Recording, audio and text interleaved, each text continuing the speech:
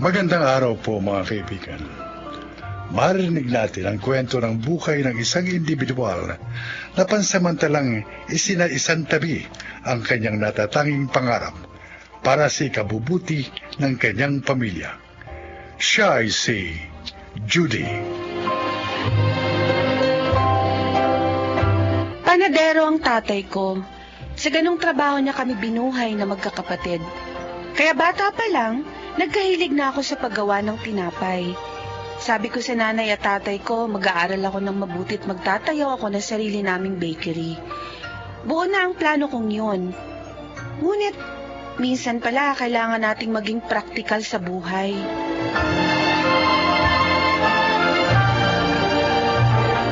Judy, tanghalian na. Tinapay lang bang kakainin mo? Opo, Nay. Sabi kasi ni tatay, tikman ko raw po kung masarap tong bagong gawa niyang tinapay. Tikim lang ang sabi niya. Hindi niya sinabing gawin mong ulam at kanin yan. Kumain ka na maayos. Busog na ako, Nay. Ano? Nakaubos na po kasi ako ng 5 peraso nito eh. Ay, naku, ewan ko siyang bata ka. Kaya ka tumataba kasi puro na lang libadura yung tiyan mo. Ano talaga? Si Nixon na lang papakainin niyo. Siya na lang kumain para sa akin. Ay, Nixon! Nandiyan ka pala. Bakit kasi hindi ka nagsasalita? Ano pa ba naman naaasahan mo dyan, Nay? Uy, Nixon. Nixon, kumain ka na. Bakit nga pala nandito ka na naman sa bahay? Wala po si na mama at papa. Laki-laki ng bahay niyo, pero palagi ka na dito sa amin. Magpalit na lang kaya tayo ng bahay. Gusto ko yan. Yan lang ang reaction mo, Nixon. Pangisi-ngisi ka lang dyan. Sige na, kumain ka na. Salamat po. Sa susunod, magbayad ka na ng pananghalian mo, ha? Halos 3 beses ka sa 1 linggong nakikikain dito sa amin. Grabe ka naman, Wala pa. Nay. Nililibre na nga ako niya ni Nixon madalas eh. Kaya pala dito siya sa bahay bumabawi. Hindi naman naiba si Nixon sa atin. Parang na kami nito magkapatid eh, di ba? Di ba, Nixon? Opo. Wala na ba sabaw? Pwede sabaw. Yan. Ayan. Balita ko, gusto mo rin daw magtayo ng sarili mong bakery, Nixon. Pero gusto ko po magtrabaho muna sa abroad para mas mag-improve ang skills ko sa baking. Sarap. Magiging magkasosyo kami sa negosyo, Nay. Konting kembot na lang. Gagraduate na kami. Pareho na kami magtatrabaho sa food industry. Tapos, kapag nakaipon na kami at nakakuha na kami ng experience, pwede na kami magnegosyo. Diba? Yayaman na tayo, Nay.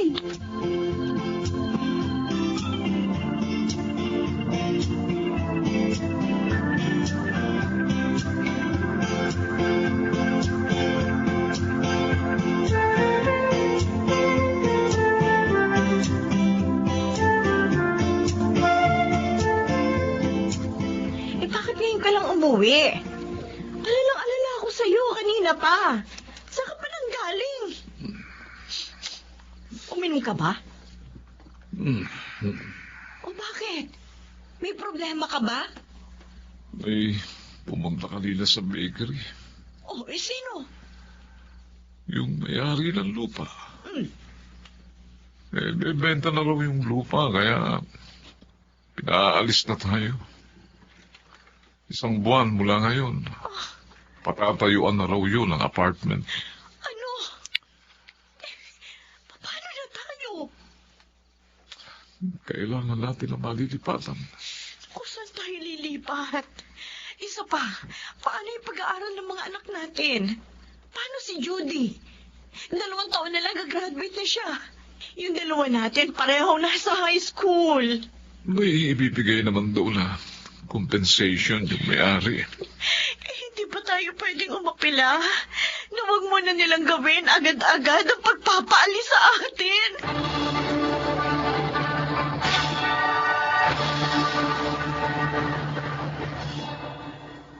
Attorney, baka naman pwede makiusap itong kumpare ko. Bakery niya mawawala. Kami naman, yung mga bahay namin, hindi naman sapat ang 1 buwan para makahanap kami na malilipatan. Opo, naunawaan ko po kayo. Pasensya na po. Sana po maunawaan ninyong may-ari nitong lupa. Sa kanya po ito at may karapatan siya gawin kung anong gusto niyang gawin dito. Malamang hindi mo kami naunawaan dahil mayaman ka. Kami naman mahihirap lang. Sa squatter din po ako lumaki. At sa barong-barong din po kami nakatira. Mabuti nga po kayo, konkreto ang inyong bahay. Kami po, pinagtagpi-tagpi lang na plywood. Talaga lang po nagsikap ang aking mga magulang, kaya natupad ko ang aking pangarap. Maniwala kami sa iyo. Pare, sandali lang. Attorney, kung talagang paalisin na kami rito, maaari bang pahabain ng kahit konti yung palugit sa amin? Kahit 3 buwan. Mag-iipon lang sana ako ng pera para sa pagkuha ng pwestong lilipatan itong bakery namin. Gaya ng mga magulang mo, nagsisikap din ako para maitaguyod ang aking mga anak at para matupad nila ang kanilang mga pangarap. Sige. Susubukin ko pong kausapin ang may-ari. Ako, salamat. Salamat, attorney. Maraming salamat. Tatanawin ko itong isang napakalaking utang na loob sa iyo.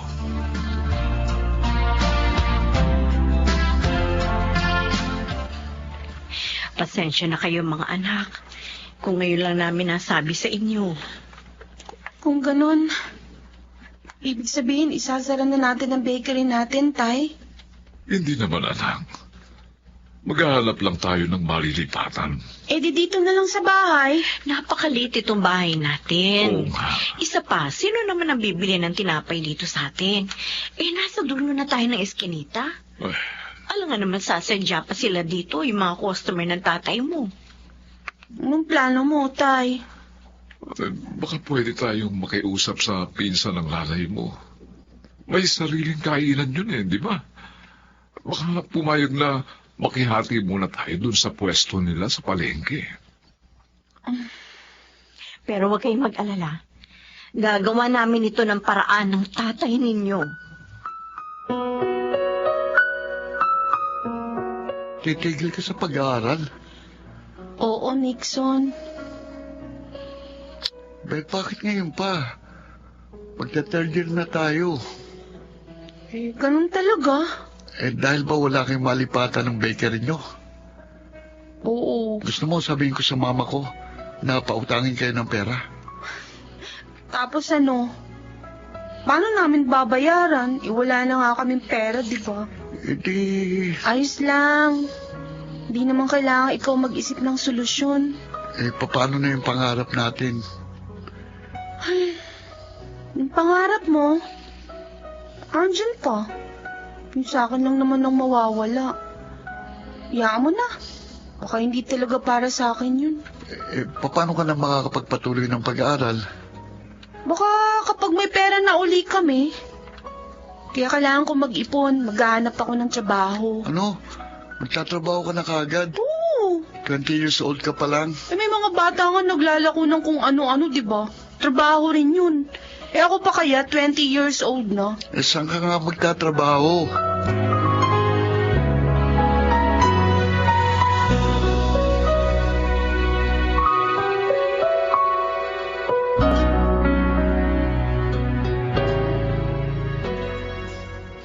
Nay, pandagdag sa pambayad natin sa tubig at kuryente. Salamat, anak.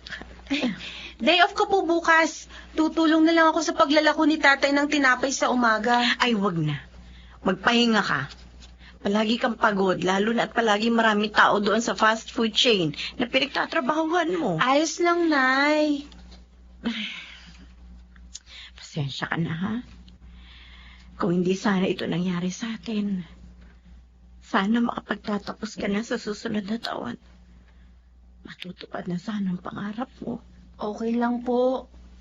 Hindi pa naman uli ang lahat. Wala namang age limit ng pag-aaral Maaari naman ako magpatuloy kapag nakaluwag-luwag na tayo. Nay, ayos lang po ako. Huwag niyo akong isipin. Pasensya ka na. Pinanganak ka sa hindi mayamang pamilya. Kung gaya sana kay Nixon, may mayaman ka rin mga magulang. Baka nasa prestihiyoso kang paaralan ngayon. Hindi ka sana nagkukuskus ng CR, nagmamap ng sahig, naghuhugas ng kinainan ng kung sino-sino. Nay, marangal lang ang trabaho ko. Wala pong masama dun.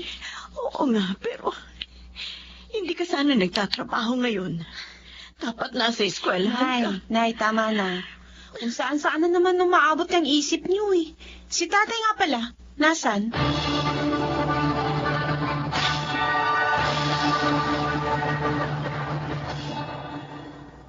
Sino mo? Yung abogado ng may-ari ng lupa. Nakita ko kahapon. Kinumusta ko. Tapos? Alam mo, gusto niya raw suportahan ang pag-aaral ng anak natin. Bakit niya naman gagawin yun? Uy, siguro naawa sa atin. Kasi dati ang kwento niya, galing din siya sa mahirap na pamilya. Paano niya naman susuportahan si Judy? Uy, siguro magbibigay ng financial assistance. Hindi ko alam kung paano. Ano sabi mo? Ang sabi ko mag-uusap muna tayo. Ano sa tingin mo? Baka naman manggagancho yun, ha? Mukhang seryoso naman siya nang kinausap niya ako. Nakatitingin naman siya ng tuwid sa mga mata ko. Ibig sabihin, makakabalik na sa pag-aaral si Judy? Oo. Sige na. Sayang naman. Minsan lang kumatok sa pinto ang oportunidad.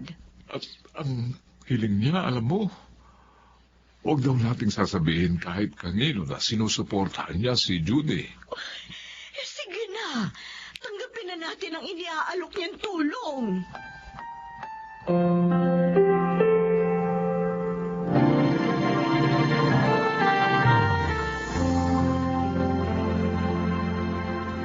Ikaw, si Judy?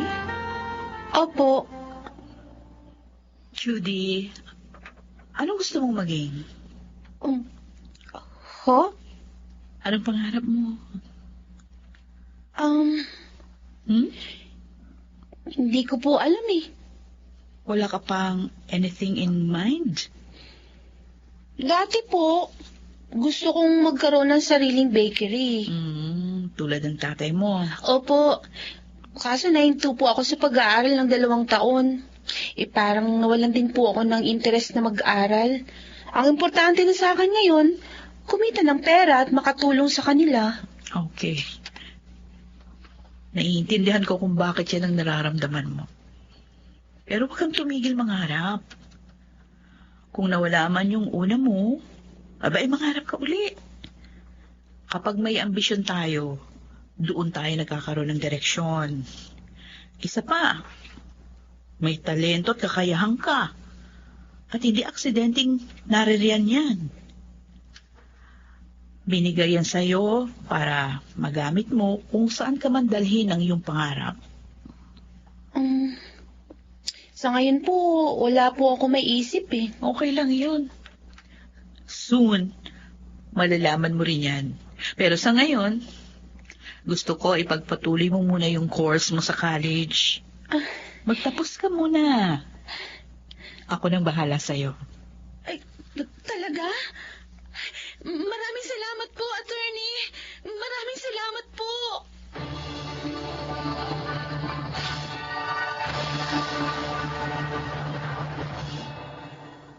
Akala ko noon, naglaho na ang pangarap ko. Natulog lang pala. At nang bumalik ako sa kolehiyo, muling nagising ang pagnanais kong maging isang baker. Konti na lang, maaabot ko na rin ang pangarap ko. Ako po si Judy. Ito ang aking buhay. Walang expiration date ang mangarap. Kahit anong edad, kahit anong panahon, maaaring mangarap ang isang tao. Mga nagsiganap, Chiquit del Carmen Amor, Rosana Villegas, June Legaspi, Junel Benamin, Phil Cruz, at Jeneline de la Cruz sa papel na Judy. Naglapat ng angkop na tunog Jenny Mutia, sa musika Buboy Salonga, supervisyong teknikal Bong Miar at Eric Lucero, Creative Consultant Phil Cruz. Production Assistant Anching Cruz. Ito'y mula sa panulat ni Rita Lamanon. Sa direksyon, June Martin Ligaspi at Maynard Landicho Jr. Ito ang aking buhay.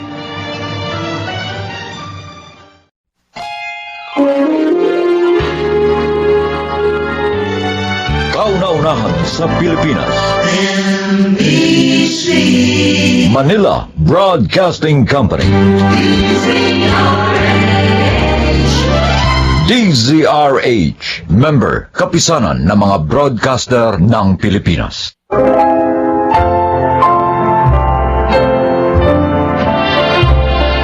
Mga kaibigan, sa araw na ito, inyong maririnig ang kwento ng isang dalaga na sinikil ang sariling damdamin para sa kapakanan ng iba. Siya ay si Connie. Sales representative ako ng isang sikat na brand ng women's casual attire na nakapwesto sa isang kilalang mall dito sa Manila.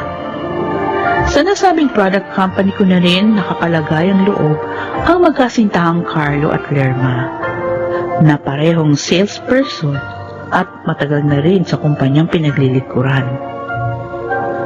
Nang magdesisyon silang pakasal, isa ako sa naging saksi sa mahalagang araw na yon na hindi ko inakalang magpapabago sa takbo ng aking buhay.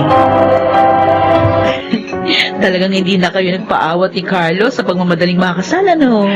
Paano nga? Mabubura na yung edad ko sa kalendaryo. At siya naman talagang burado na nga. Katwiran pa nga niya. Lampas-lampas na nga raw kami sa marrying age. Kaya kailangan na raw namin maghabol sa pag-aanak. Sabagay, totoo naman talaga yung sinabi ni Carlo. Ang tanong, ikaw friend, hanggang ngayon ba wala pang makisig na bachelor na nag-aangkin ng puso mo? Ay, anong magagawa ko? Wala pang mga signs na merong right guy nga na nakadadana para sa akin. Alam mo, dapat mo kasing gawin, maging big believer ka. Mas isipin mo yung kapangyarihan ng destiny. Ano? Tulad ba ng lalaking yun? Nakausap ni Carlo? At kanina ko pa nakikita ang lagkit-lagkit ng mga sulyap sa akin, oh. Ay, subaran na ako sa mga tingin niya. Ay, naku, si Ricky yun! Actually, electrical engineer siya sa mola. Pinapupwesto nga ng mga product natin. At sa same subdivision na tinitirhan namin din siya nakatira. Talaga? O, ano malay mo? Baka nga siya yung good enough guy na para sa'yo.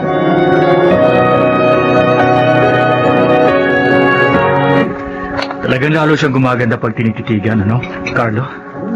Palagay ko, lalo na sa malapitan. Sa tono mong yan, talagang gusto mo siyang makilala, Ricky. Hindi ko talaga mapapalampas ang araw na to. Hindi ko siya makilala. Hindi na ako mapakali. Sige na nga. Pakikilala na kita kay Connie. Baka kasi maging salan ko pa kapag na-depress ka at nabaliw. Dahil lang sa hindi kita naipakilala sa kanya.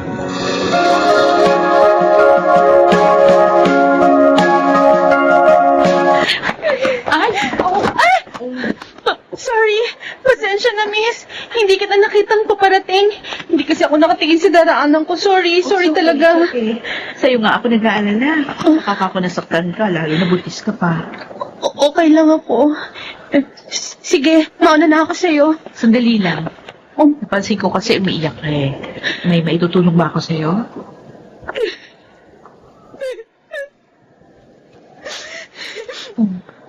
Yung kasing lalaking dapat managot sa pinagbubuntis kong to. Oh. Pinagtabuyan ako. Huh? Hindi ko naman hinihingi sa kanyang pakasalan ako dahil alam kong hindi niya naman gagawin yun. Ang tanging inihihingi ko ng awa sa kanya ay ang pananagutan niya sa sanggol na dinadala ko na sandaling isilang ko na. Dahil wala naman akong paraan para buhayin ito. Pero yun yung una mong dapat hingin sa kanya, ha? Ang pakasalan ka. Para maging ganap yung pananagutan niya sa'yo at sa inyong magiging anak. Wala akong pakasalan niya ako. Kasambahay lang niya ako eh. Huh? Pinagsamantalahan niya ako. Ano? Paulit-ulit. Nang malaman niyang buntis na nga ako, pinalayas na niya ako. O di kung gano'n, mas dapat mo siyang papanagutin sa ginawa niya. Pwede mo siyang idemanda. Sige na, miss. Masyado na pala ako maraming naikwento. Pasensya na, ha. Naabala kita. Sandali lang. Miss! Miss!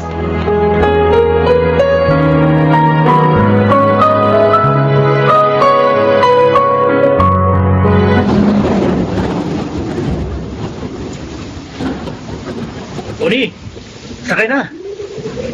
Talagang inabangan ko ang oras ng pag-uwi mo. Huwag ka na tumangi dahil masyadong malala ang problema sa traffic. Oh, Mahirapan ka mag-commute. Lalo na't pabugso-bugso pang ulan. so sa mga dahilan na sinabi mo, talagang wala na akong karapatan na tumanggi para sumakay din sa kotse mo. Ikaw, kung gusto mo pang mapabilang sa mga may stranded sa kalsada sa gabi nito. Okay, ito na nga, oo, sasakay na ako. Okay. Bakit ko naman pipiliing ma-stranded sa gitna ng ulan? Nakakagutom ang traffic, no? Parang gusto ko tuloy maghanap ng cozy restaurant. Dumadami na yata yung mga demand mo. Kanina, gusto mo lang akong iangkas sa kotse mo. Tapos ngayon, iyayaya mo na ako mag-dinner? Well, iyon ang pinakamagandang naisip kong dahilan para mawala ang stress natin sa matinding traffic na to. Siguro naman pagkatapos natin kumain, medyo hindi na masyado matraffic. Again, wala naman akong choice, di ba? Ang lakas ng ulan, ang tindi ng traffic. Higit sa lahat, nandito ako sa loob ng kotse mo. At syempre, lahat ng decision sa iyo. Alam mo, natutuwa ako sa'yo. Ang bilis mong mag-isip.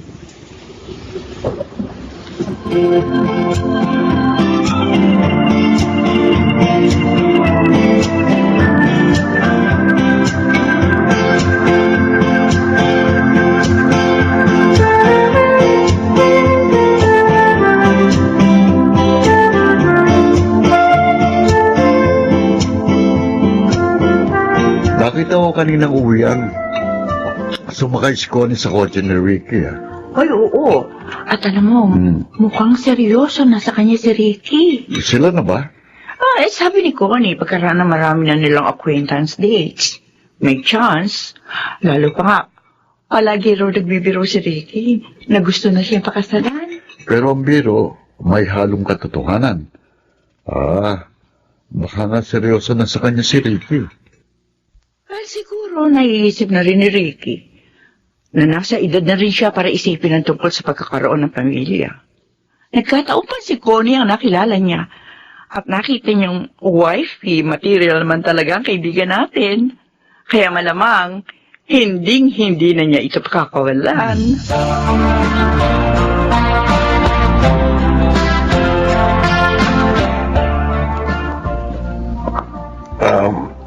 Iha, Mano? Ako po ba tinatawag niyo? ang totoo, si Ricky talaga ang sinusundan ko. Gusto ko nga sana siyang kausapin kanina bago siya umalis nang ihatid ka. Kaya lang, naduwag ako. Kabisado ko kasing init ng ulo ni Ricky. Lalo na kung ang pag-uusapan ang kalagayan ni Jessa. Jessa? Sino pong Jessa? Anak ko si Jessa. Ang kasambahay niya na nabuntis niya pagkaraan niyang pagsamantalahan ng paulit-ulit. Yung kwento nung nasa lubong kong babae na buntis, yung papalabas ng mall? Parehong-pareho po nung kwento ng anak niyo si Jessa. Oo. Palagi niyang inaabangan ang paglabas ni Ricky sa mall na yon. Electrical engineer si Ricky sa mall na yon. Ano pong pwede kong maitulong sa kalagayan ng anak niyo?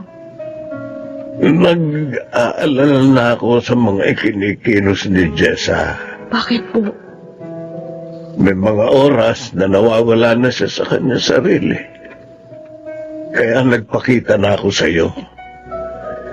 Baka sakaling ikaw ang makapagpalambot sa matigas na kalooban ni Ricky.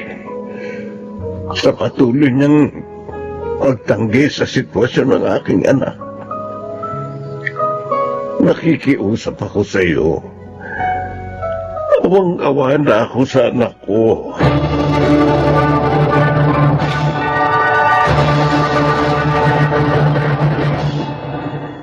Connie, ano ba? Iniiwasan mo ba ako? Mula pa kanina paglabas sa mall, pinahihirapan mo na ako sa paghabol sa'yo. Oo, talagang pinahihirapan kita dahil ayoko na makita ka at makaharap, ni makausap. Pwede ba, bago mo ako tratuin na nakakabwisit, sabihin mo muna sa akin ang dahilan. Ano ba pinagkakaganyan mo?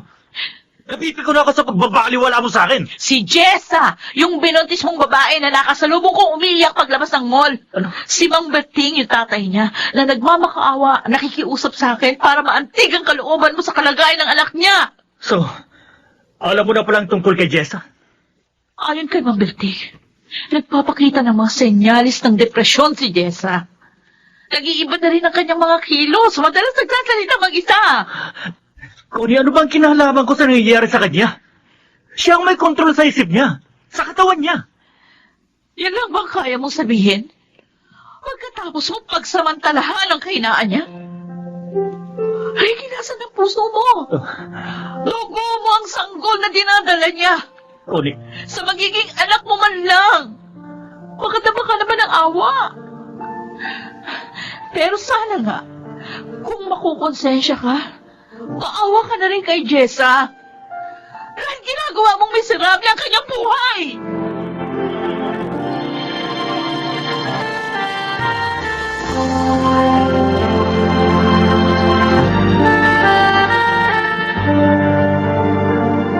Itong huli ko lang nalaman na nag-file ka pala ng leave. O ano, kumusta ka na? I'm okay. Marami lang realizations sa nangyari. Naging guilty tuloy kami ni Carlo. Eh kasi kami ang dahilan kung bakit kayo nagkakilala ni Ricky. No, wala kayong kasalanan. Sa akin naman, mas inaalala ko yung situation ni Jessa kaysa sa anumang namamagitan sa amin ni Ricky. Mabuti na nga lang. Hindi pa ganun kaseryoso yung relasyon namin. Naisip ko, sa klase ng karakter ni Ricky, pwede rin mangyari sa akin yung nangyari kay Jessa. Honey, pagdarasal ko na sana malampasan mo agad ang lahat ng lungkot na dinaranas mo ngayon. May mga pangyayari sa buhay na dapat nang kalimutan. Lalo na kung hindi karapat-dapat na manatili sa alaala, Lerma. Oo, maaaring hindi ganun kadali yung proseso ng paglimot. Pero ito na yung pinakamabisang paraan para muling may pagpatuloy ang buhay.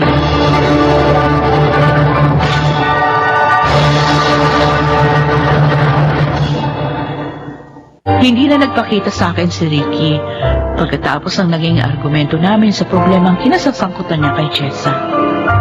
Hindi ko na rin hinangad na makita pa siyang muli. Malinaw na rin sa akin na ang hindi niya pagpapakita, patunay lang na hindi siya seryoso sa anumang maaaring mamagitan sa amin. Marami siyang kahinaan na hindi niya kayang paglabanan. Ang pinakamahirap pang unawain, marami siyang pagkakamaling hindi itinuwid. Pero, ang pinakamagandang nangyari sa akin sa hindi na namin pagkakaroon ng ugnayan ni Ricky, muli kong nadama ang kalayaan at katuturan ng buhay. Ako si Connie. Ito ang aking buhay. Sinasadya man natin o hindi, ang intensyong limutin natin ang hindi magagandang kaganapan sa ating mga alaala, ang muling magbubukas ng mga bagong oportunidad ng pag-asa. Mga nagsiganap Susan Robles, Jeneline de la Cruz, Maynard Landicho, Phil Cruz, Lionel Benjamin, at Rosana Villegas sa papel na Connie. Naglapat ng angkop na tunog Jerry Mutiang, sa musika Buboy Salonga, supervisyong teknikal Eric Lucero at Bong Bigar, creative consultant Phil Cruz, production assistant Anching Cruz. Ito'y mula sa panulat ni Sel Barlam, sa direksyon June Martin Legaspi at Maynard Landicho Jr. Ito ang aking buhay.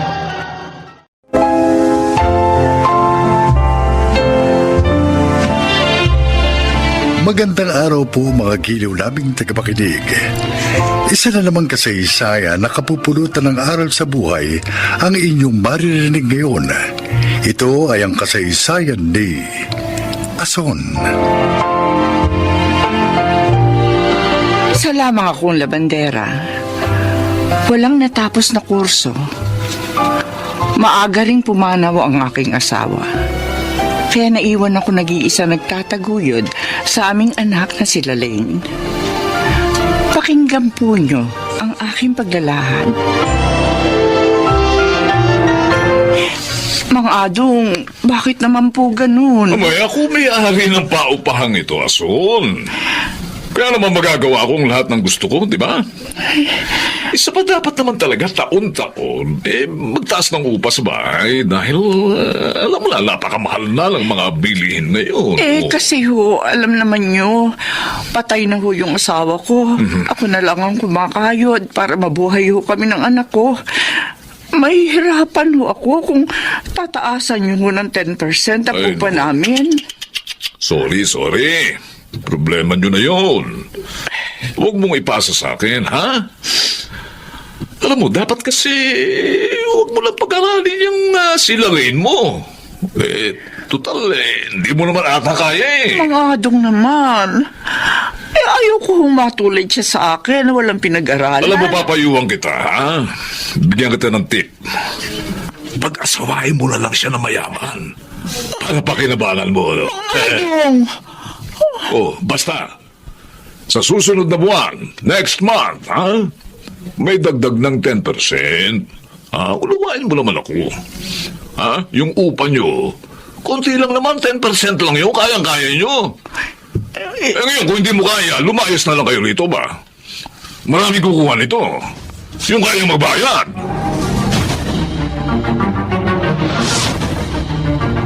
Nay, bakit hindi pa po kayo natutulog? Hating gabi na po Maaga pa kayo maglalabada. Sige na, anak. Mauna ka na. Si Mang Adong po bang iniisip ninyo? Yung mga sinabi niya kanina? Alam mo, Narinig ko pong lahat ng sinabi niya sa inyo kanina. Di na nga lang ako nagpakita sa kanya. Ano po kayong umiyak? May naisip na po akong paraan para mabawasan ang problema natin. ano yun? Nangangailangan po ng tindera sa kantin ng university namin.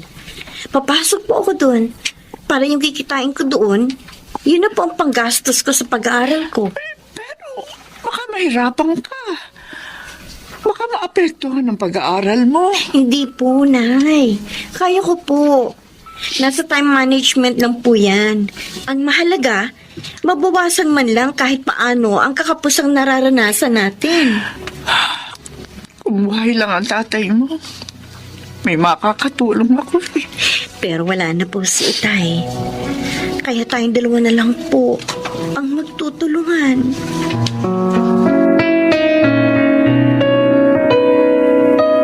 Jimbo, bakit mo ko dinala dito? Ang tanga mo naman pala, Jessica.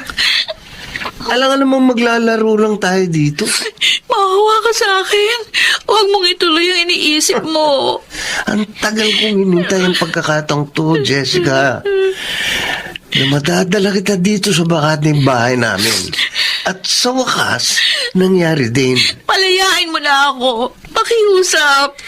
Hindi kita isusumbong sa mga pulis. Ano ko, tanga? Nasa akin ang pagkakataon para maging akin ka. Pakakawalan ko pa ba? Ha? Natural, hindi na. Bitiwan mo ako! Ayoko! Huwag ka nang magpumigil ka. Wala ka naman magagawa eh. Sabi ng bitiwan mo ako! Kinalmot mo ako sa mukha. Ito ba? Walang niya ka. Para mo ng awa. Tanggapin mo nang hindi kita mahal. Walang niya akong babae ka. Sa lahat ng ayaw ko, yung sinasaktan ako ng babae. Loko. Isang suntok lang pala sa sikmura ang katapat mo eh. Ngayon, wala ka ng malay. Magagawa ko na ang lahat ng gusto kong gawin sa'yo.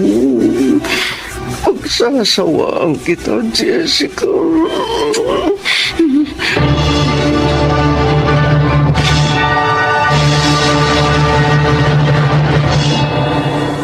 Tinawagan ko ng lahat ng mga kaibigan at kaklase ninyo.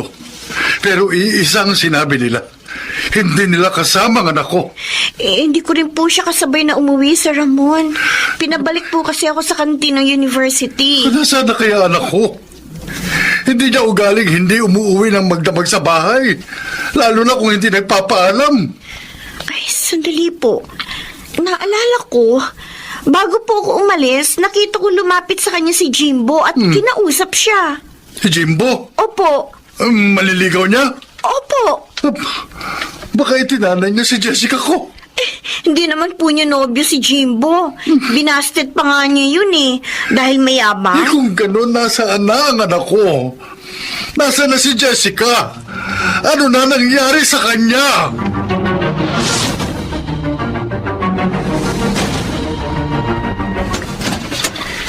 Good morning, Aling Ason. Ay, good morning din, Jimbo. Meron ka bang kailangan? May pinasasabi ba ang papa mo? Wala ho, wala. Gusto ko lang sanang magpalabas sa inyo eh. Umalis na kasi last week yung labandera namin. Ay, oo, sige. Mabuti nga, may dagdag kita ako eh. Salamat ho. Konti lang naman ho ito eh. Ito po sa lalagyan. Sige.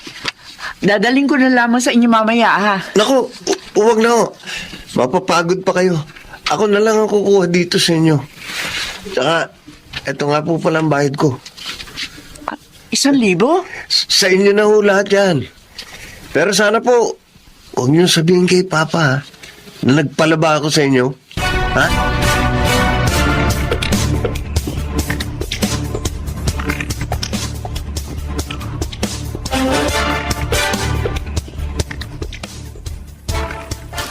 Nakapagtataka talaga si Jimbo.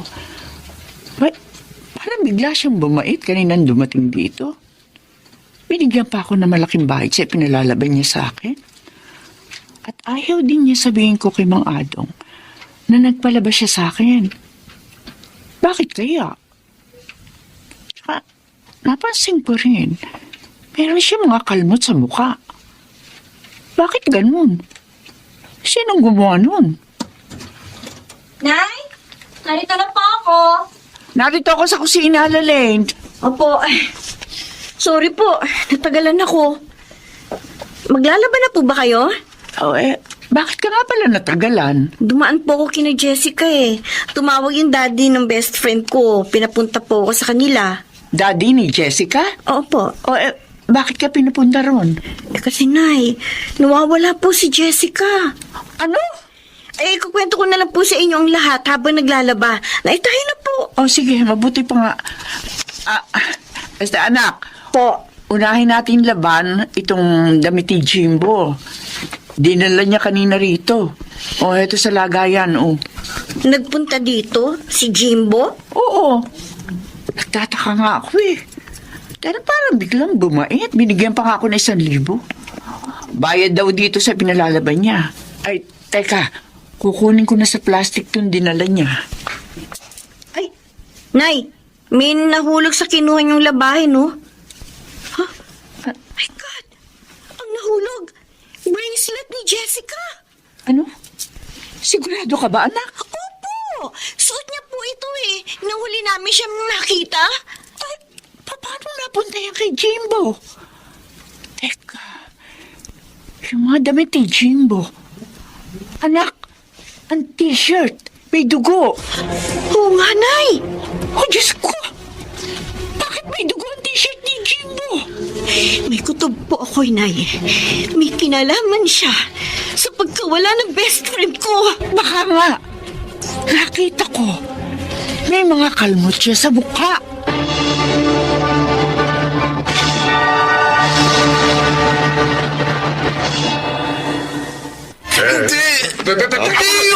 Hindi ako sasama sa inyo! Ano kailangan nyo sa anak ko? Bakit siya inuuli? May reklamo sa inyong anak, mister. Ano? Kaya iniimbitahan namin siya sa presinto. Ano? Nakuha ko sa damit niya ang bracelet ng dalagang nawawala at natagpo ang patay sa bakanting bahay niyo. Ano? Pa, Jimbo?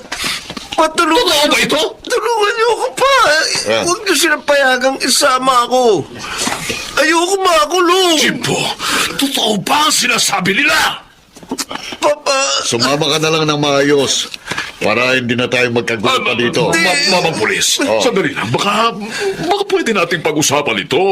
Mabait naman itong anak ko eh. Oh, sige, sir. Pero doon tayo mag-uusap sa presinto namin.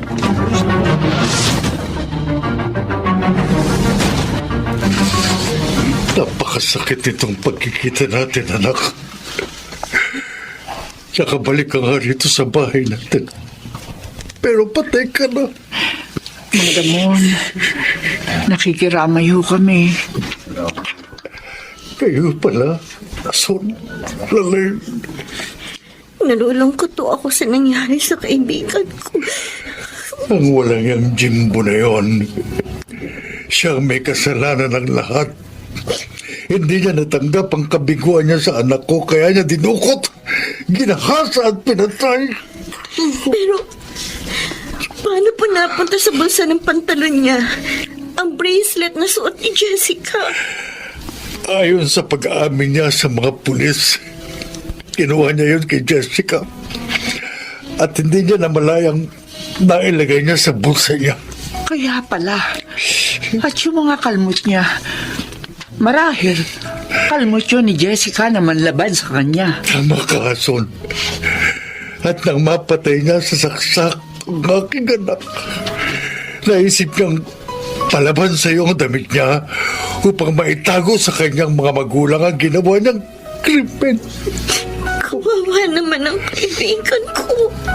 Alamot na lamang sa Diyos dahil nakita niyo mga katibayan sa krimen na yun. Ang inaalala ko ngayon ay si Mang Adong. Malamang ho, nagalit yun dahil sa pagtestigo namin labang kay Jimbo.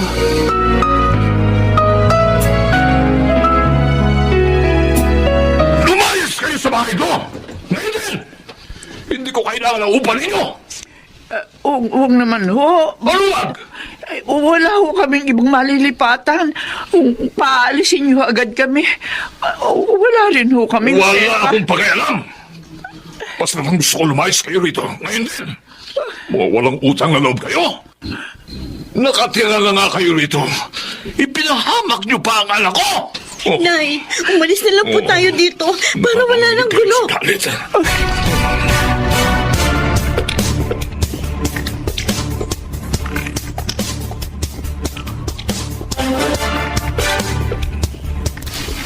Mang Ramon, kayo ho pala. Nalaman kong ginawa sa inyo ni Adam. Galit na galit ho siya. Kaya umalis na lang kami. At nakituloy muna po dito sa kapitbahay namin habang wala pa ho kami magagamit para sa bagong malilipatan. Kaya nga gusto ko kayong alukin na sa bahay na tumira. Ho? Sa amin ka na magtatrabaho, Ason. At kami na ng aking asawa ang magpapaaral kay Lalaine.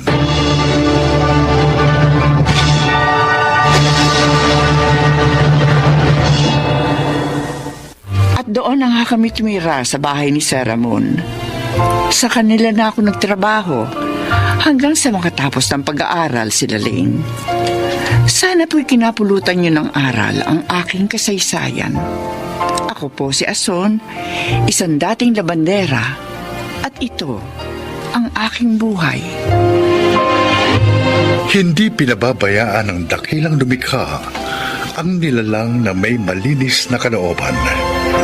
Mga nagsiganap, Chiquit del Carmen Amor, Rosana Villegas, June Martin Legaspi, Lionel Benjamin, Bobby Cruz, at Susan Robles sa papel na Ason.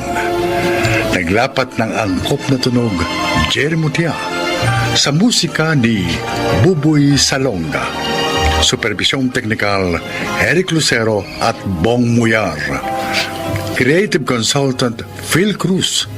Production Assistant, Anching Cruz. Ito'y mula sa panulat ni Telma Corporal Alcantara. Sa direksyon, Salvador M. Royanes. Ito ang aking buhay.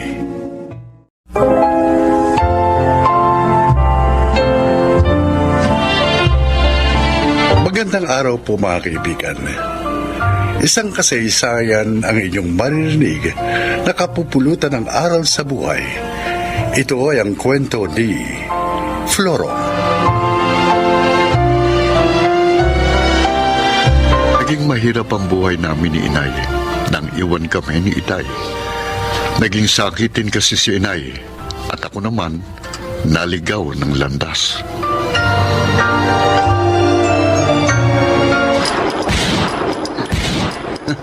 Ayun, tinamaan ko. Sa dami ng tama mo, malabong mabuhay ka pa. Aalis na ako rito para makuha ko ng kabuuang bayad ko.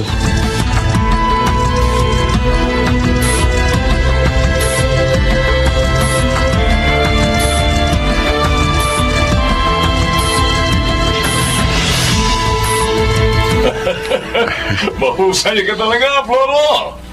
Hindi nagkamali ang kaibigan ko sa pagre-rekomenda sa'yo, ha? Ayoko kasi na napapahiya ako sa kliyente ko eh. Para naman mas maging magandang kita ko, Don Roberto. At dahil nagawa mo ng pulido ang ipinatrabaho ko sa'yo, eto. Ayan, ang kabuuang bayad ko. May bonus pa yan, ha? Salamat ho. Hindi pa tayo tapos. Bakit ho? May isa pa akong gustong ipatrabaho sa'yo. Ang dami niyo palang kaaway. Ayoko kasi na inahablangan ang aking landas. Sino po ang gusto niyong trabahuhin ko? Okay. Tatawagan kita kapag naihanda ko na mga kailangan mong info. Maganda ka lang, ha? Areglado, Don Roberto.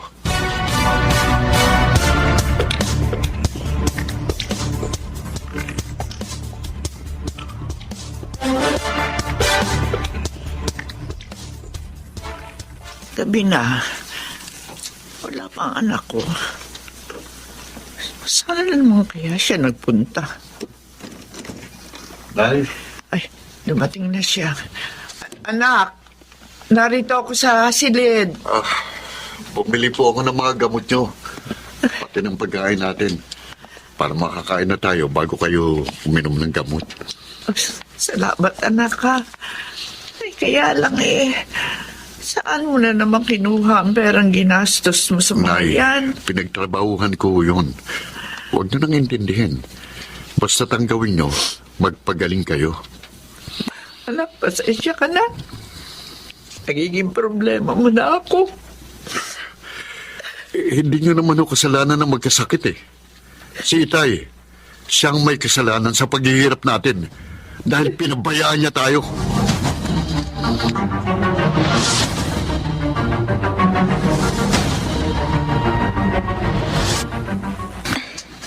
Ang ganda naman ito, Floro.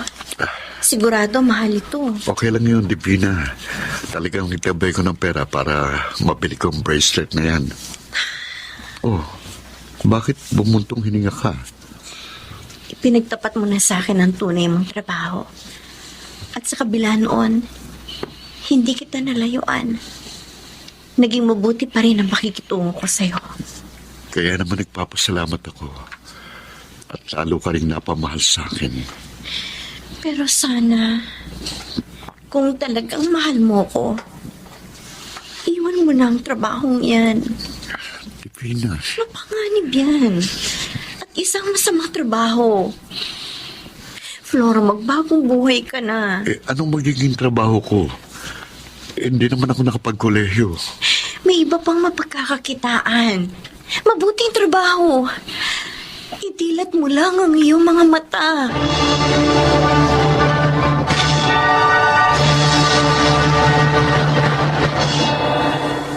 Ay, Divina! Ang ganda naman ng bracelet na bigay sa'yo ni Floro. Kung hindi nga lang ayoko masaktan ng loob niya, hindi ko to tatanggapin, Chona. Oh? Bakit naman? Dahil galing yan sa hindi maganda niyang trabaho? Oo, ganun na nga. Ano nga ba talagang trabaho niya? Hanggang ngayon ayaw mong sabihin. Pasensya na. Pero hindi ko talaga pwedeng sabihin. Alam mo, kung ako sa'yo, hayaan mo na lang siya sa trabaho niya. Tapos, tanggapin mo na lang lahat ng mga alas na ibinibigay niya. Chona? Oh, diba? Hindi mo naman hinihi sa kanya yun. Kaya wala kang kasalanan. Pero gusto ko nga magbago siya. Para sa aming dalawa.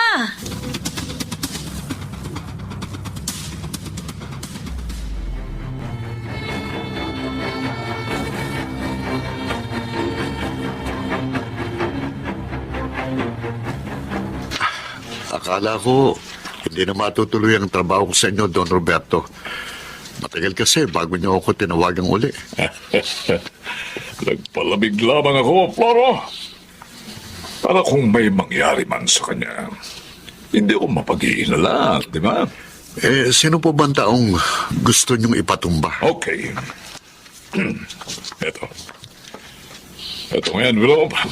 At nariyan ang kanyang picture. Maging ang paunang bayad po sa iyo, ha? Ang tirahan po niya, narito ba? Lahat ng info na kailangan mo nakasulat na dyan. Kompleto. Okay? Balita mo na lamang ako, ha? Kung ano ang nangyari.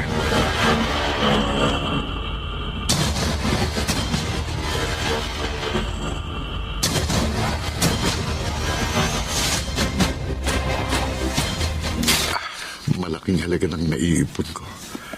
Nabayaran ko na rin itong binibili kong bahay namin ni inay. May kabuhayan na ako kahit papano. Hindi na kami magugutom ni inay. At madaragdagan pa ang pera ko dahil sa perang ibinigay ni Don Roberto. Patingin nga nitong nasa envelope. May dagdag ang perang ibinigay niya. Ang picture, eto. Hindi. Ang nasa picture, hindi ako maaaring magkamali.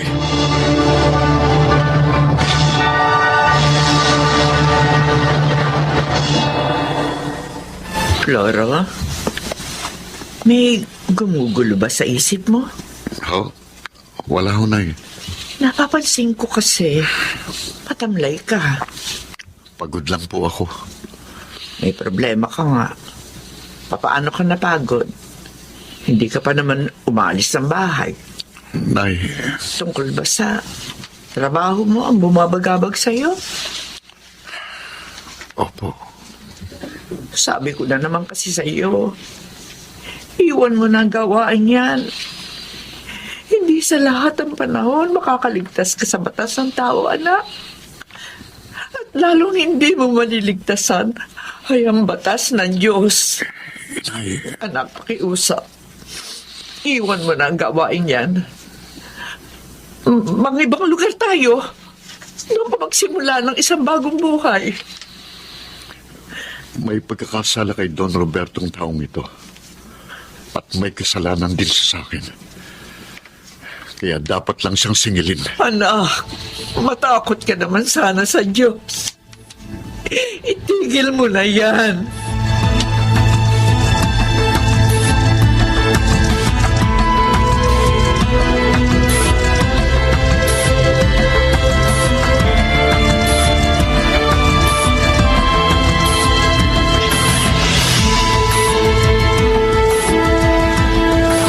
Tamang-tamang pwesto ko rito sa madilim na bahagi ng kalyang ito. Palapit na siya rito. Gusto kong bago kita patayin, masumbatan man lang kita. Sandali.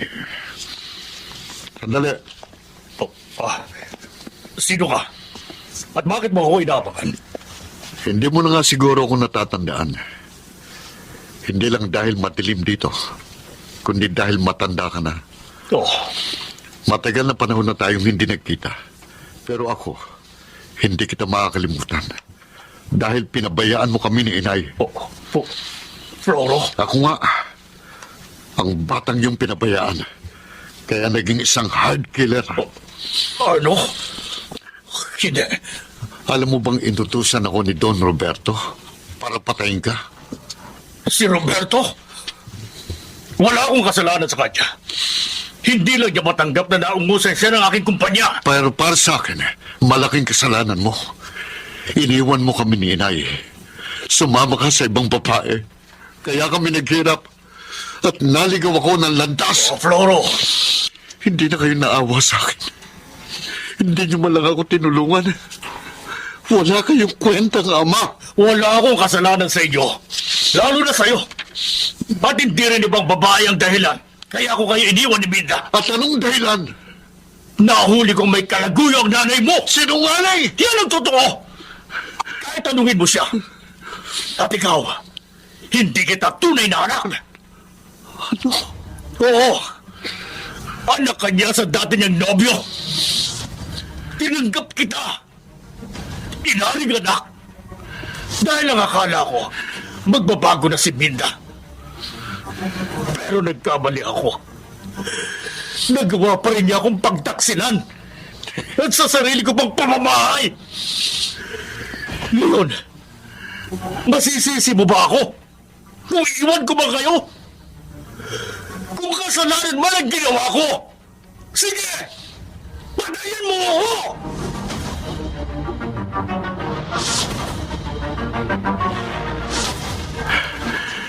Masamang loob ko sa nalaman ko, Divina. Ang taong kinamuhian ko ng mahabang panahon dahil sa akala ko may kasalanan sa amin, sa palang walang pagkakasala. Dahil si Inay ang nagkamali at inilihim pa niya sa akin yun. Naunawaan kita, Floro. Pero mas makabubuti. Pawiin mo na ang puot sa iyong puso. Patawarin mo na ang iyong ina at maging ang iyong sarili. At simulan mo na ang ganap na pagbabagong buhay.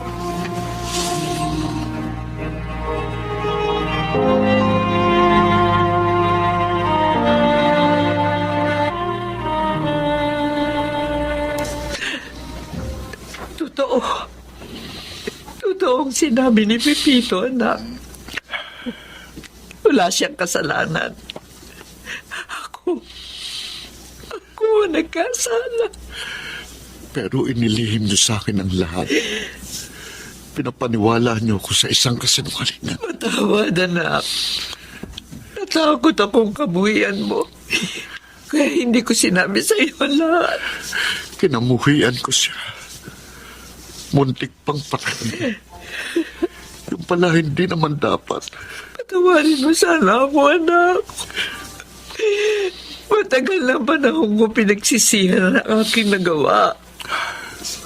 At marahil ang paghina ng aking katawan ay parusa sa akin ng langit. Dahil sa aking kasalanan.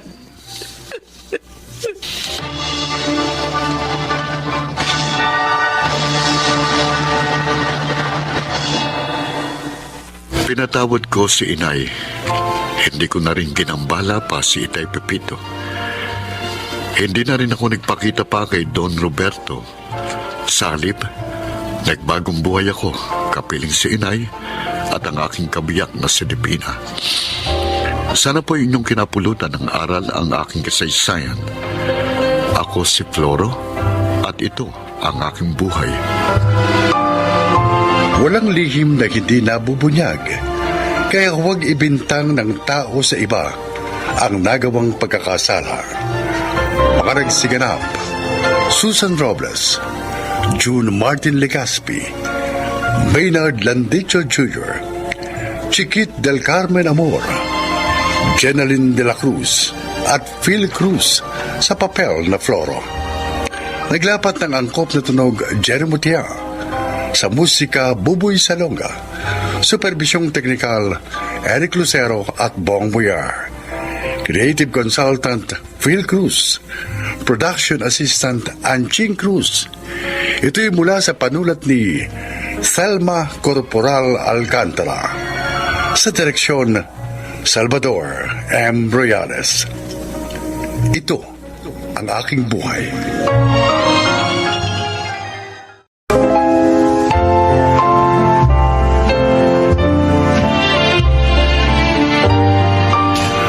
Mga kaibigan, sa araw na ito, inyong maririnig ang kwento na kapupulutan nyo ng aral sa buhay. Siya ay si Ramil.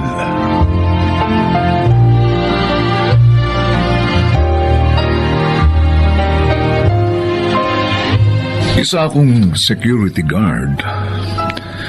Mahirap lang kami. Kaya naman high school lang ang natapos ko. Kaya lang mapasok ako sa trabahong ito ay labis ko itong pinahalagahan. Pakinggan po ninyo ang paglalahad ko.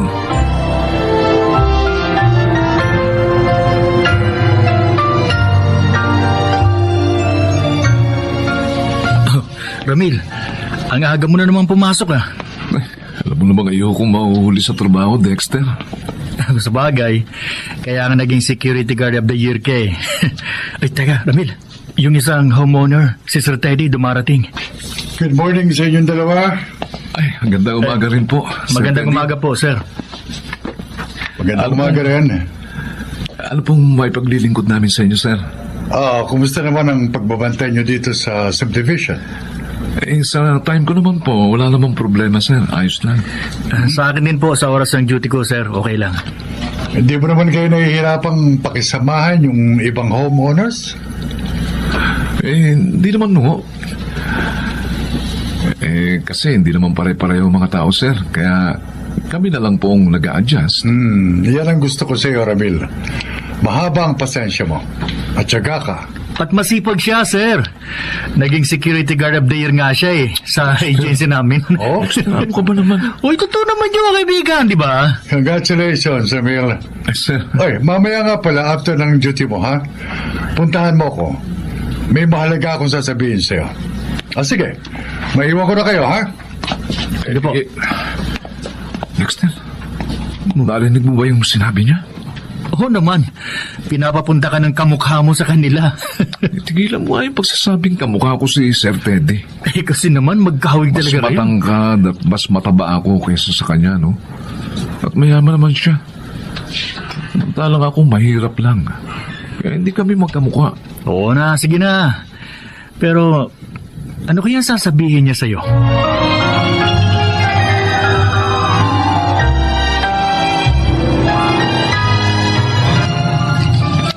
Maupo ka, Ramil. Salamat po, sir.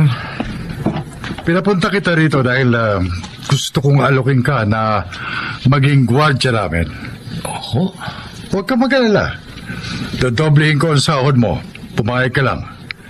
Kasi kailangan ko talaga ng tapat, masipag at mapagkakatiwalaang gwardya. Sir. At pakiramdam ko, ikaw ang hinahanap ko. Ako maraming salamat po, sir, sa tiwala niyo. Pero, nagtataka lang ako, sir. Bakit pa po ninyo pababantayan itong bahay niyo? Nasa loob naman kayo ng subdivision. May nagbabanta po ba sa inyo? Ang totoo, wala naman akong kagalit. Iba ang problema ko.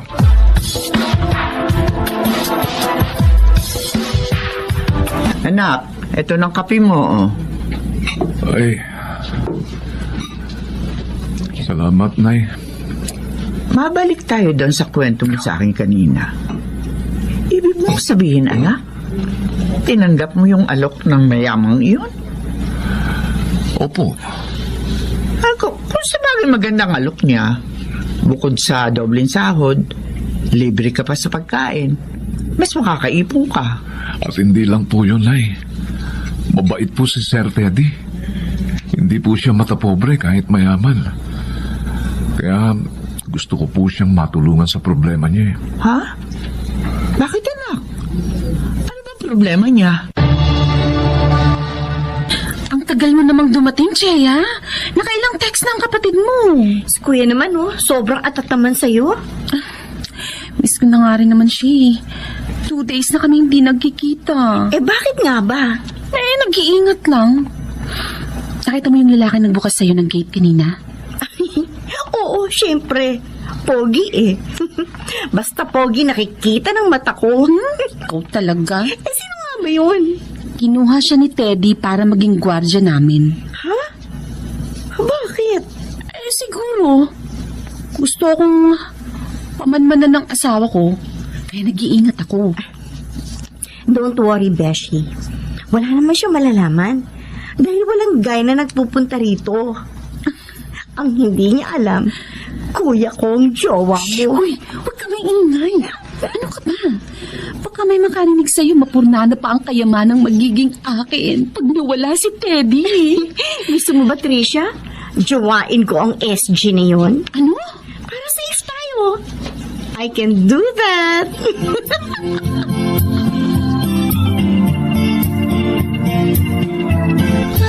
Kung ganon, nagtataksil sa amo mong lalaki ang kanyang asawa? Opo, Nay. Yun ang narinig ko sa usapan ni na Ma'am Tricia at ng kaibigan niyang si Chea. Ay, nako. Kawawa naman ang Sir Teddy mo. Oo nga, Nay. Ewan ko pa, kung bakit nagawa pa yun ni Ma'am na lukuhin siya.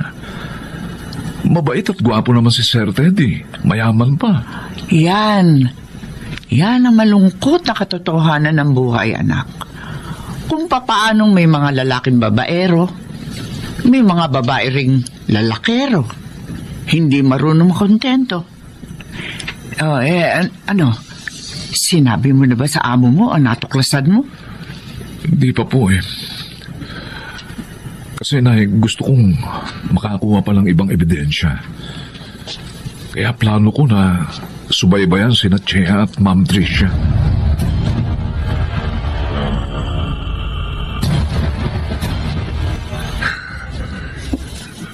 Tama po kayo, sir. May masama ngang ginagawa ang inyong asawa. Ano? Sinong kalaguyo niya? Nakuha mo ba sila ng larawan? Magugulat kayo, sir. Dahil ang kalaguyo niya ay ang kapatid ng best friend niya. Ang mga walang iya. Sir, Kaya pala hindi ko mahuli. May kasabot. At kapatid pa na kaibigan niya, kasalo niya sa pagtataksil sa akin. sir, huminahon po kayo. Mapapatay ko sila, Ramil. Mapapatay ko sila! Kapag ginawa niyo yun, sir, masasayang lang ang pagtulong ko sa inyo. Dahil masisira din ang buhay niyo. At iyon po ang iyo kong mangyari.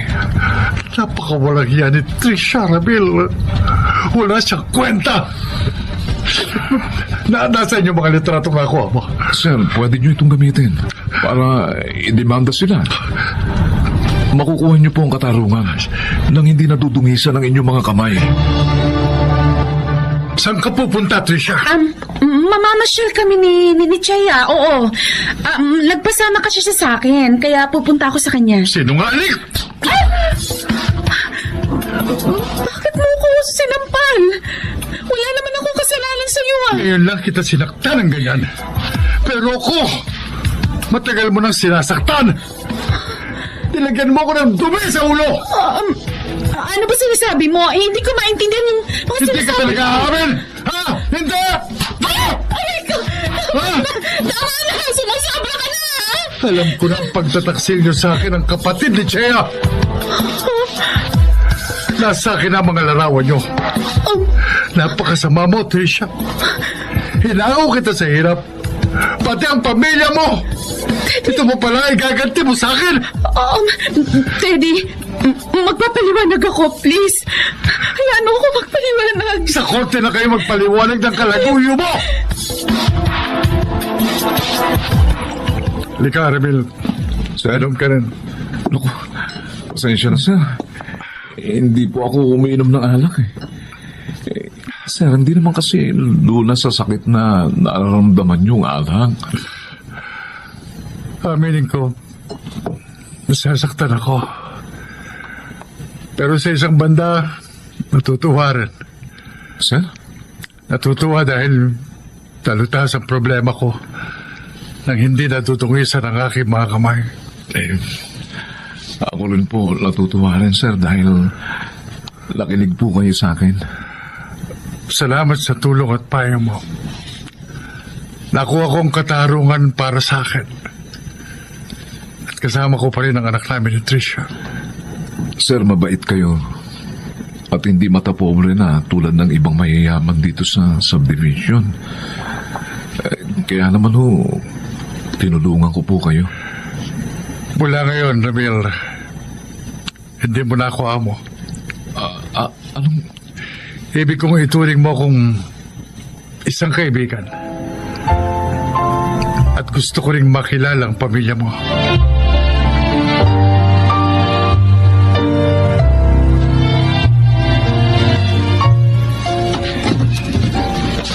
Magandang hapon po, Aling Maura. Oh, Dexter. Ikaw pala. Ramil po, nandiyan po ba?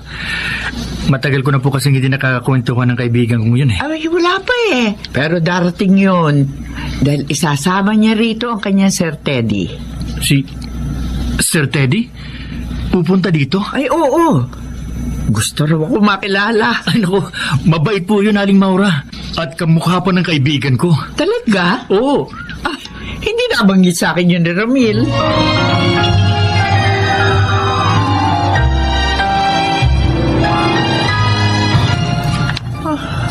Diyos ko. Totoo nga pala ang sinabi ni Dexter. Kamukha ni Ramil. Ang lalaki ito. Sir. Nagulat sa inay. Hindi ko sinabanggit sa kanya na magkamukha tayo.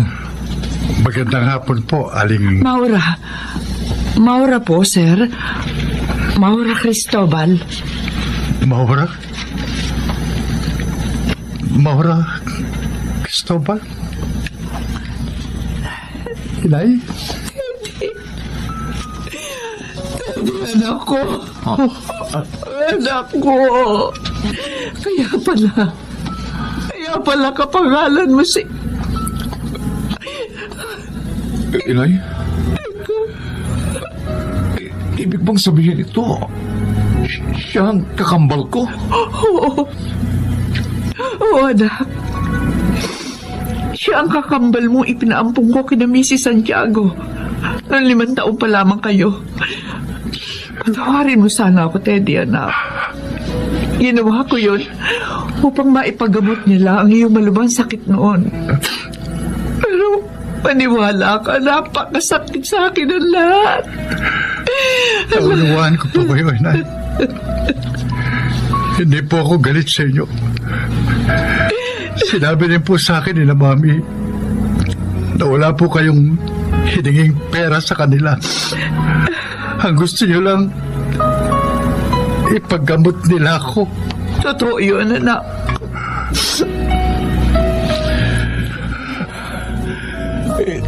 Kaya pala maghawig tayo. Kaya pala magaan ang loob ko sa'yo. Ikaw pala ang kakambal ko. Teddy.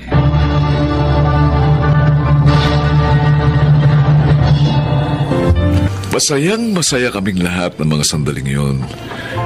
Dahil isang matamis na katotohanan ang nahayag sa amin. At yun na rin ang naging simula ng pagkabuo ng aming pamilya. Sana po naibigan nyo at pinapulutan ng aral ng aking inilahad. Ako nga po pala si Ramil, isang security guard. At ito ang aking buhay. Baka nagsiganap June Legaspi, Susan Robles, Bobby Cruz, Jenaline de la Cruz, Maynard Lanticho at Chiquit del Carmen Amor. Naglapat ng angkop na tunog, Jerry Mutia, sa musika ni Buboy Salonga.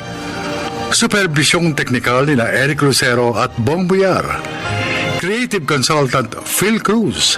Katulong sa produksyon Anching Cruz. Ito'y mula sa panulat ni Telma Corporal Alcantara at sa direksyon ni Salvador M. Royales. Ito ang aking buhay.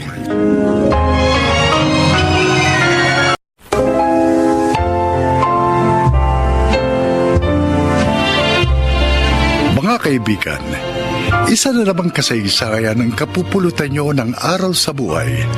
Ito ay ang kwento ni Vea. Maagang pumanaw ang aking ama. Mula noon, naging sakiti na si inay. Kaya ako na ang nagtrabaho at nanagot sa pangangailangan ng aming pamilya.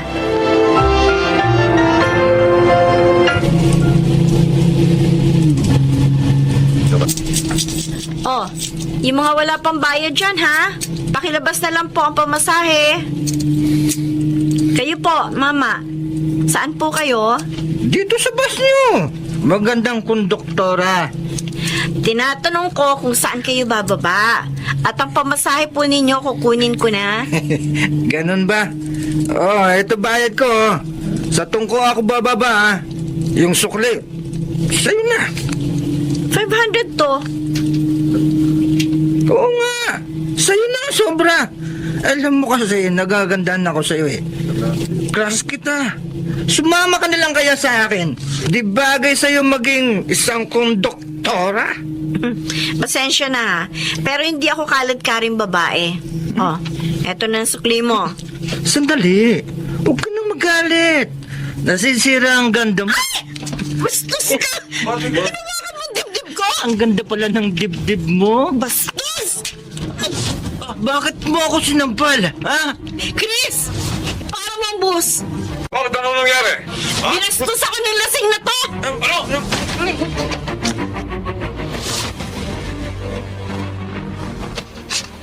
Kaya, ba't hindi mo ginagalaw yung pagkain mo?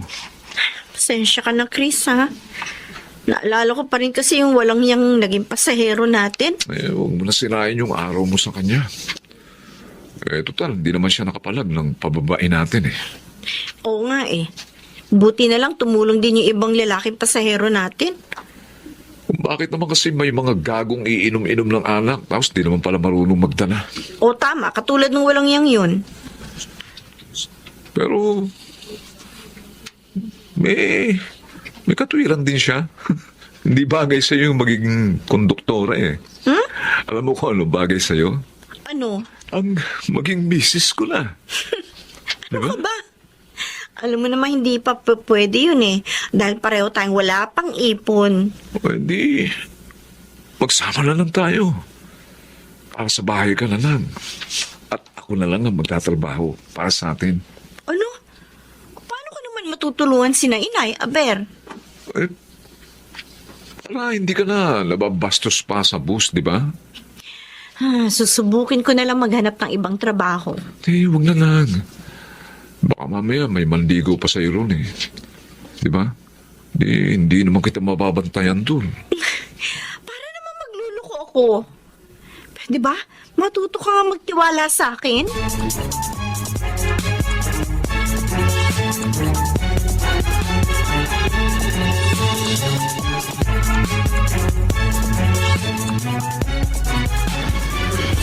Oh, wala kayong trabaho ngayon ni Chris, anak. Opo, Nay.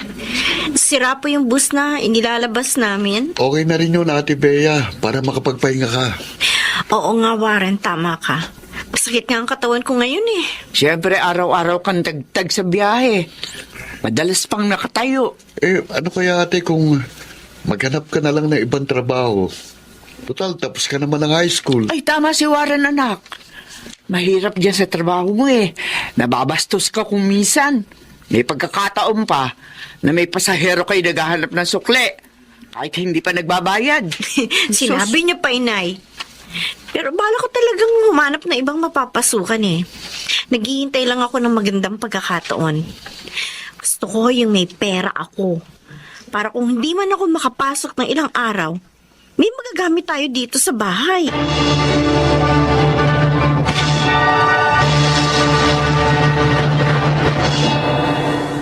Ralph, mamaya na palang alis mo papuntang Cebu. Yes, ma. Medyo matagal ako mawawala. 1 week.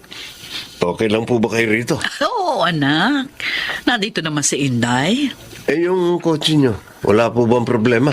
Para maipaayos ko na bago ako umalis. Ay, huwag mo nang alalahanin yun. Kaya ko na yung asigasuhin. Gusto ko lang po makatiyak na hindi kayo mapapahamak pag nakasakay kayo ron. Iniingatan ko po kayo. Ay, nako.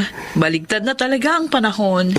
Nung araw, ikaw ang iniingatan ko. Ngayon naman, ako na ang iniingatan mo. Dahil po may edad na kayo. Pero kahit ganon, ayoko pong mawala kayo sa akin. Maraming salamat, anak. Huwag kang mag-alala. Mag-iingat ako. Para matagal pa tayong magkasama.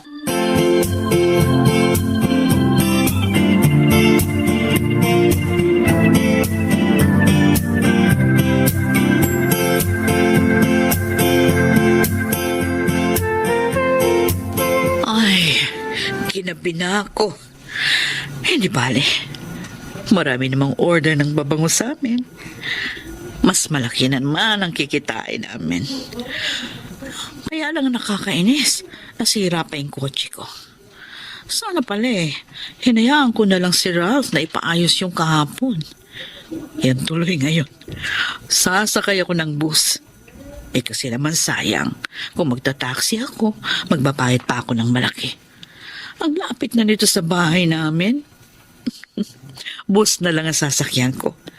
Makakatipid pa ako ng malaki.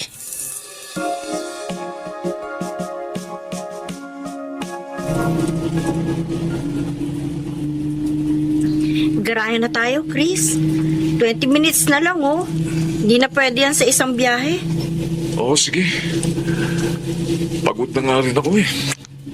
Aba, ano ito nasa kabilang upuan? Clutch bag. Malamang naiwan ito ng huling pasahero natin. Yung matandang babae. Mukhang may kayang babaeng yun eh. Sige, buksan mo nga. Baka pera ang laman yan. O, sige. Ay, Chris! Ha? Ang dami, tig-1,000. Bea, malaking halaga tiyak yan. Maaari na nating ipuhunan niya sa isang negosyo, di ba? Chris! Hindi atin ang perang ito. Tiyak hahanapin ito ng may-ari. Matanda na yun. Tiyak hindi na niya maaalala yan kung saan niya naiwan. Pagkatian na lang natin ang perang yan. Ano ka ba? Para na rin tayo nagnakaw sa iniisip mo eh.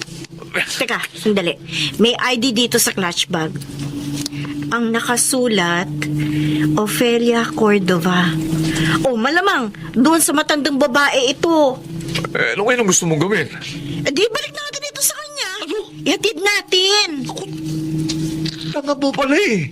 Ano? Kwarta na lumapit sa atin. Ayaw mo pa? Hindi nga atin ito eh. Mali na ang kinin natin. Kung ayaw mo niyan, akin na. Ano? Ako na lang magne-negosyo. Ay, hindi. Ibabalik ko ito sa may-ari ng pera. Sabi nga akin. Ha? Sinuntok mo ko. Dahil sa halagang ito. Ang tigas ng ulo mo eh. Ayaw mo ibigay sa akin ng pera. Gusto mo pa akong idamay sa katangahan mo. Kung para sa'yo katangahan ang gagawin ko, para sa akin, ito ang tama. Kaya hindi ko ibibigay sa iyong halagang ito. Kahit ano pang gawin mo ngayon. Bea! At huwag kang magkakamali, saktan ako ulit. Dahil baka baliin ko sa iyo ang dala kong payong.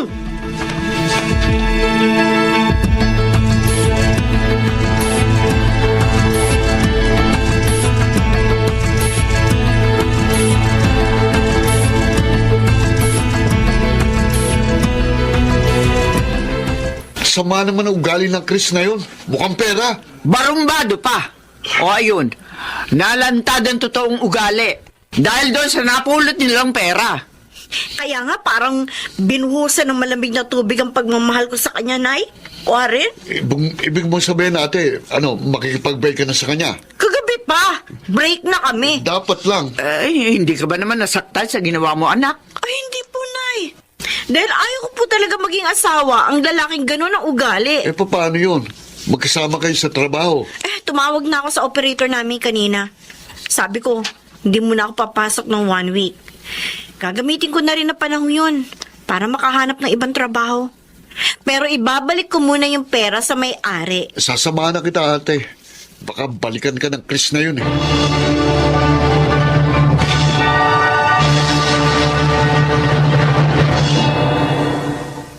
Kahanga-hanga ka, Bea, ha? Mas pinili mong iwan ang iyong boyfriend at ibalik sa akin ang aking pera. Dahil yun po ang tama, Ma'am Ophelia. Paano yun? Magkasama kayo sa trabaho ng nobyo mo? Sabi po ng ate ko, maghanap na lang siya ng ibang trabaho, Ma'am Ophelia. Edi sa akin ka na lang magtrabaho. Ay, talaga po, Ma'am Ophelia? Oo. Kahit pa kayong dalawa nitong si Warren. Salamat po. Talaga pong gusto ko na rin magtrabaho para makatulong kay ate. Paggawa at pagtitinda ng pabango ang aking business. At talagang kailangan ko ng mga tauhan na mapagkakatiwalaan. Ito ng ating merienda, Ralph. Ito ng coffee at may kasamang masarap na sandwich. Thanks, Ma. Kahapon nga pala, nakita ko si Bea at Warren. May dadalhin daw sila mga order ng pabango. Masipag ang magkapatid na yon, ha? Lalo na yung si Bea. Ay talagang mapagkakatiwalaan. Babait at maganda pa, Ma. Parang nagniningning ang mga mata mo nang sabihin ko yon. Gusto mo ba siya, anak? Okay lang po ba sa inyo, Ma? Kung ligawan ko siya? Ay, oo naman, anak. Dahil natitiyak ko, isang mabuting babae ang iyong magiging nobya.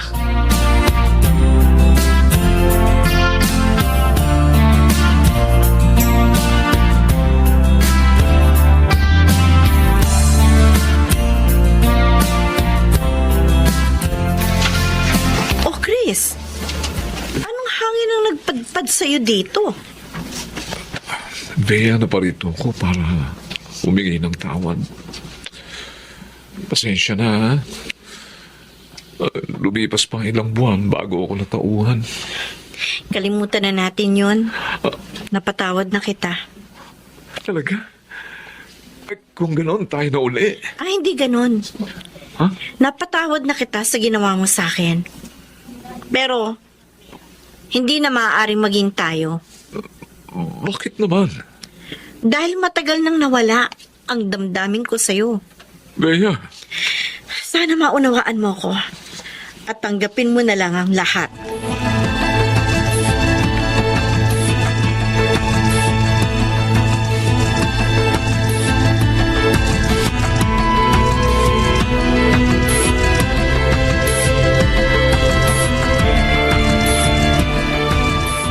Salamat na lang, hindi ka nakipagbalikan sa kanya.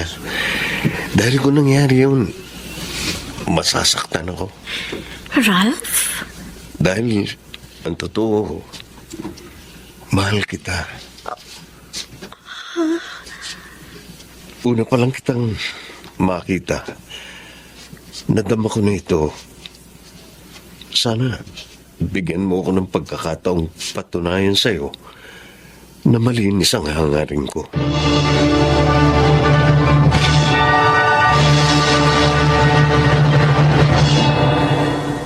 Makalipas ang ilang buwan, tinanggap ko si Ralph. At ngayon nga ay kasal na kami. Sana po ay inyong naibigan at kinapulutan ng aral ang aking kasaysayan. Ako po si Bea at ito ang aking buhay. Laging may magandang sorpresa ang buhay. Matuto ka lamang maghintay. Mga nagsiganapan: Rosana Villegas, Susan Robles, Phil Cruz, June Martin Legaspi, Lionel Benjamin, at Chiquit del Carmen Amor sa papel na Bea. Naglapat ng angkop na tunog Jerry Mutiang sa musika ni Boboy Salonga. Supervisyong teknikal Eric Lucero at Bong Boyar. Creative Consultant Phil Cruz. Production Assistant Anching Cruz. Ito'y mula sa panulat ni Telma Corporal Alcantara. Sa direksyon, Salvador M. Royales. Ito ang aking buhay.